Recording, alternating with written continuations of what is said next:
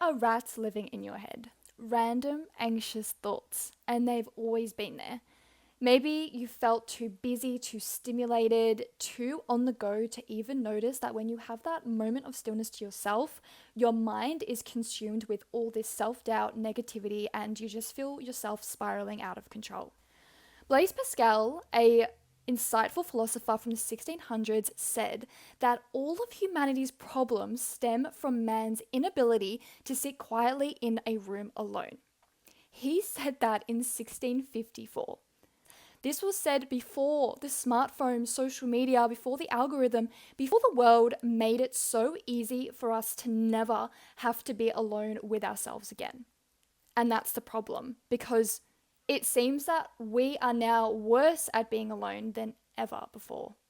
I've been sitting with that question all week. Literally for 5 whole days, I've been researching and even carrying a mysterious tarot card in my pocket with me to work, to sleep. I even journaled on it heavily, trying to get some intense downloads and connections between the research and the spiritual connection to tarot to really help bring you guys the idea of how we can solve all of the negative thoughts in our mind, our overthinking brain, as well as showing you the science behind what rats are, why do we keep overthinking things, and really how a single tarot card could potentially transform your life. So what are the rats actually made of? Well, let's go back and have a look into our brain and why we are so addicted to stimulation. So ever since the smartphone came out, I know like you or me, we all have phones and technology. We are consuming content all the time and our attention spans are becoming very, very limited at the moment. And because the brain operates through dopamine, where it always wants to move us towards pleasure and away from pain, our smartphones have kind of hijacked or corrupted that system in the brain, which isn't necessarily our fault. It's just that we're becoming so addicted to consuming content so regularly that it keeps creating that positive feedback loop in our brain that this is good, this is great for us. But in reality, if you step away from it, it's really completely destroying our nervous system. And again, it's really becoming our own worst nightmare. Now, here is where it gets really interesting. Your nervous system is literally bombarded with billions of sensory information every single second. Billions. And your conscious mind can only interpret around 50 bits of information per second. So before you've had a single conscious thought, your brain has already programmed what you get to see, and most importantly, what it actually has left out of your conscious mind. Think of it like an antenna. Your reticular activating system is there to scan, to filter, and interpret important information that you need to survive. It also tunes you into a specific frequency. So what actually makes up that frequency? It's actually your core wounding, your beliefs, your unprocessed experiences and emotions running silently in the background on autopilot. And if that system is stuck in survival mode, your ego will keep repeating the same story back to you. And what does that story attract? More of the same thoughts, more of the same repeated patterns, and more of the same reality. That's the rats, random anxious thoughts, and they're actually not random at all. They are the exact signal your nervous system was wired to receive.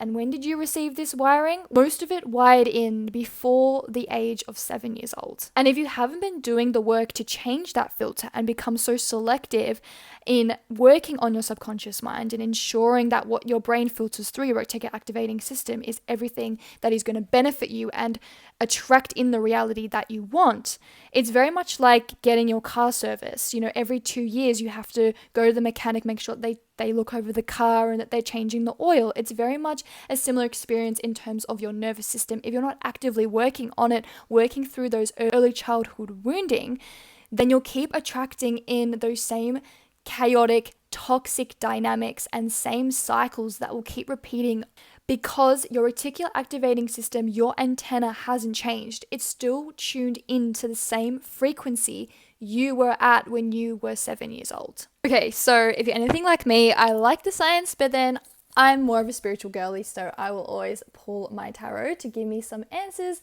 And so let's talk about this beautiful card, the Hanged Man. I just want to give some context to this card because I know everyone is not a tarot reader.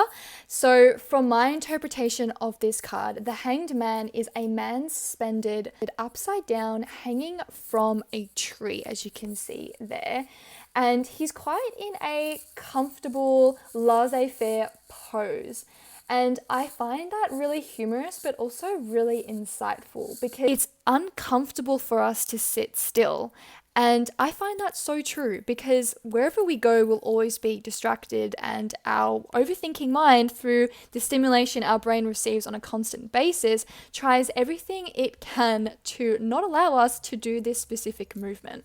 As you can see from the card, when this man is in complete stillness, he's starting to spark some beautiful golden light around his chakra, in terms of his crown chakra, and around his head.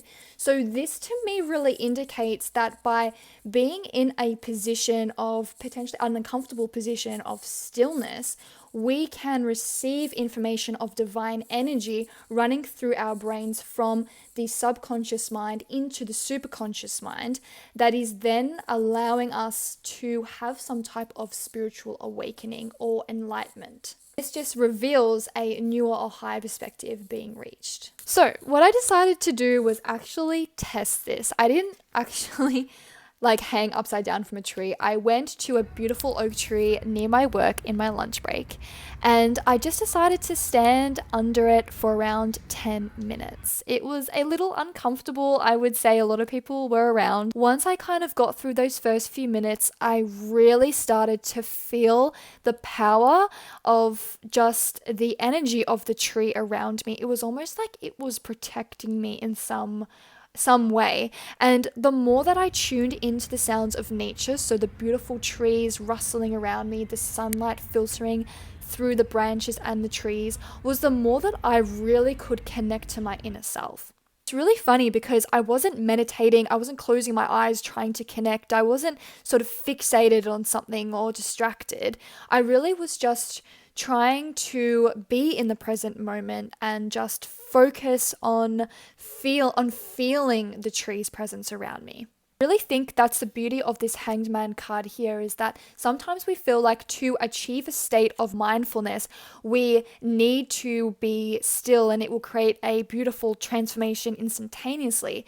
But it can take time to get into this state of mind. And once we arrive at that place, it's a gift of true presence, and it's really the quiet return to yourself in the present moment. And what's really funny to notice that as I went about my week and journaled on this card, I noticed that obviously the Hanged Man looks very stagnant in his position. He looks very stuck.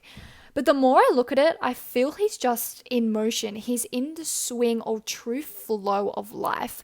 And for me, I feel that signifies true freedom, because there is nothing that he is physically controlling right now. It's literally like the forces around him are in control of him, but they're actually giving him this moment to receive that energy, to receive that clarity and insight. And it's something that the conscious mind would never be able to do by itself. And it's funny because I think so many of us look externally to validate certain things in our lives and for our ego to feel satisfied in where we are, the power we have, the status we hold.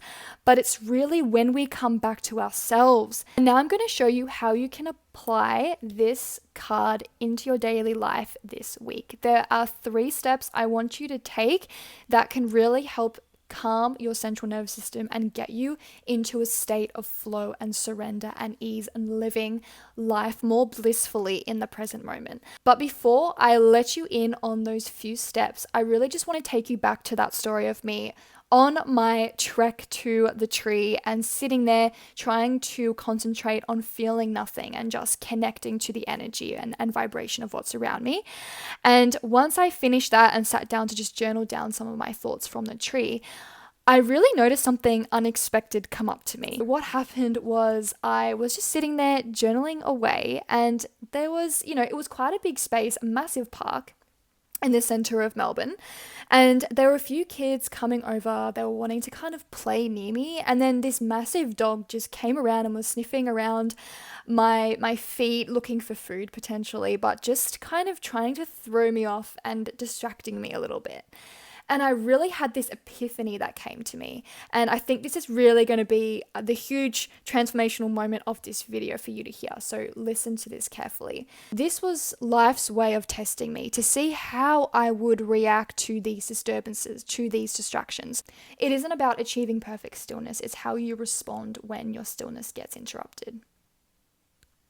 And if you can always come back to this, even after some crazy thing might happen, then you will slowly become a master at regulating yourself, your nervous system, and really operating from that place of inner stillness. And that's what these 3 steps are designed to train for you. Step number 1, this week, I want you to find a beautiful tree just literally in your area that you can walk up to, stand or sit under for roughly 5 to 10 minutes.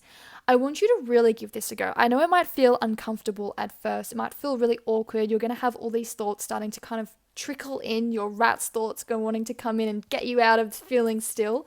But trust me, just try, have a timer on your phone, just 5 to 10 minutes, spend out beside a tree and just really don't think about anything. Just feel the energy and note down, take a mental note afterwards of how you felt and what actually occurred or happened for you. Step number 2, I want you to be the observer of your thoughts this week, not the participant.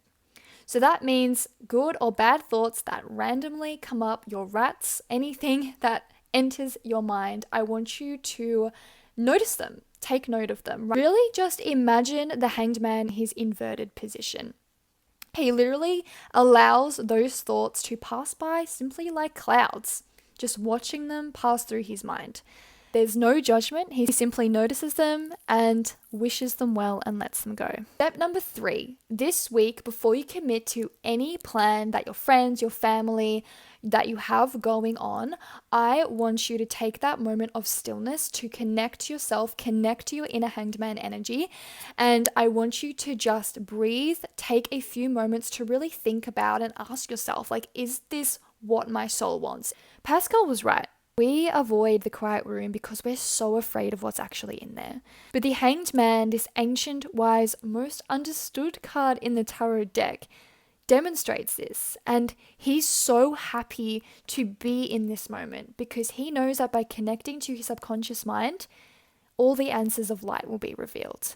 So I really want you to pull the Hanged Man this week. I want you to sit with it. I really want you to immerse yourself in the energy of the Hanged Man. Take it to work, take it to sleep, journal with it, use it as a tool to guide you to regulate your nervous system. And I really want to know what comes up for you. So make sure that you comment your findings in the comments below.